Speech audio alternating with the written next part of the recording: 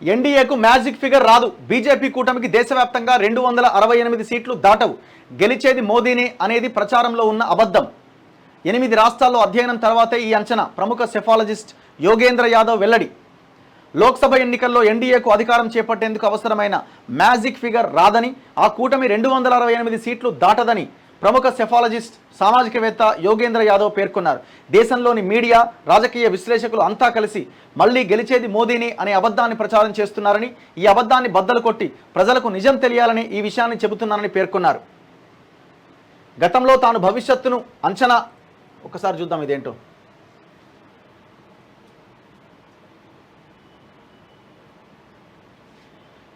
గతంలో భవిష్యత్తును తాను అంచనా వేసే పని చేసేవాడినని, ఇప్పుడు భవిష్యత్తును నిర్మించే పని చేస్తున్నట్టుగా చెప్పారు.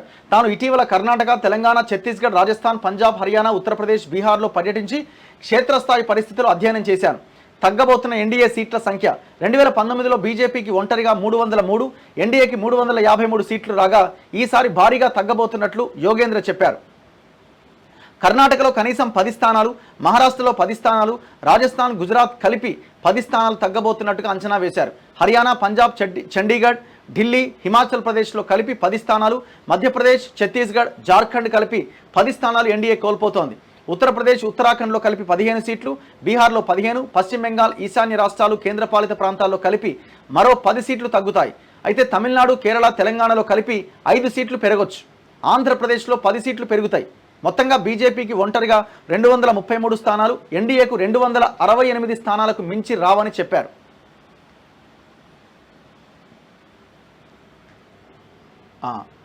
సో ఈయన యోగేంద్ర యాదవ్. దాని తర్వాత ఈయన ప్రశాంత్ భూషణ్ సీనియర్ న్యాయవాది కూడా ఏమంటున్నంటే బీజేపీకి 200 సీట్లు దాటవంటున్నాడు. లోక్సభ ఎన్నికల్లో బీజేపీకి ఈసారి 200 సీట్లు కూడా దాటవని సీనియర్ న్యాయవాది ప్రశాంత్ భూషణ్ అంచనా వేశారు. ఆ పార్టీకి వ్యతిరేకంగా దేశవ్యాప్తంగా బలమైన సెంటిమెంట్ ఉందని సోమవారం కోల్కతాలో ఆయన పేర్కొన్నారు. ఎన్నికల ప్రచార సభల్లో మంగళసూత్రాలు, గేదెలు అంటూ ప్రధాని మోదీ చేస్తున్న వివాదాస్పద వ్యాఖ్యలపై ప్రశాంత్ స్పందిస్తూ ఈ ఎన్నికలు తన పట్టు నుంచి జారిపోతున్నాయని ప్రధాని మోదీ గ్రహించారని, అందుకే ఆయన నిరాశతో ఇలాంటి వ్యాఖ్యలు చేస్తున్నారన్నారు.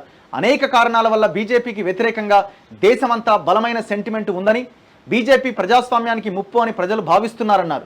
అధికారాన్ని ఉపయోగించి ప్రతిపక్ష నేతలను జైళ్లకు పంపించడం, ప్రతిపక్షాలకు డబ్బు అందకుండా చేయడం వంటి వాటి వల్ల ప్రజల్లో బీజేపీపై చాలా కోపం ఉందన్నారు.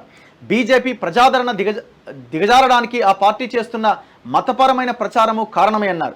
ప్రజలు ఇలాంటి వాటిని ఇష్టపడరని, దేశాన్ని బలహీనపరిచేలా మతం ఆధారంగా దేశాన్ని చీల్చే ప్రయత్నం చేస్తున్నారని పేర్కొన్నారు.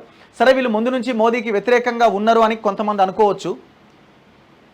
ప్రశాంత్ కిషోర్ కూడా ఏం చెప్తున్నారంటే 400ని బీజేపీ చెప్పడం ఎంత ఇదో, బీజేపీ అధికారంలోకి రాదు అన్నది కూడా మనం అంతే అబద్ధంగా మనం చూడాలి. మోదీ మళ్ళీ అధికారంలోకి వచ్చే అవకాశం ఉందని ప్రశాంత్ కిషోర్ లాంటి వాళ్ళు కొంతమంది చెప్తున్నారు. 400 సీట్లను వ్యతిరేకిస్తూనే మళ్ళీ మోదీదే కేంద్రంలో బీజేపీది అధికారం అని కొంతమంది అంటున్నారు. ఇక్కడ మేము సర్వేలు చేసినామని యోగేంద్ర యాదవ్ లాంటి వాళ్ళు, ప్రశాంత్ భూషణ్ లాంటి వాళ్ళు ఖచ్చితంగా బీజేపీకి 200-250కి మించి సీట్లు రావని చెప్తున్నారు. సరే, ఏదేమైనా ఈ 15 రోజులు అయితే అయిపోద్ది కదా, ఎవరు ఏందన్నది మొత్తం అంతా బయటకు వస్తుంది కదా. ఒక్క 15 డేసే,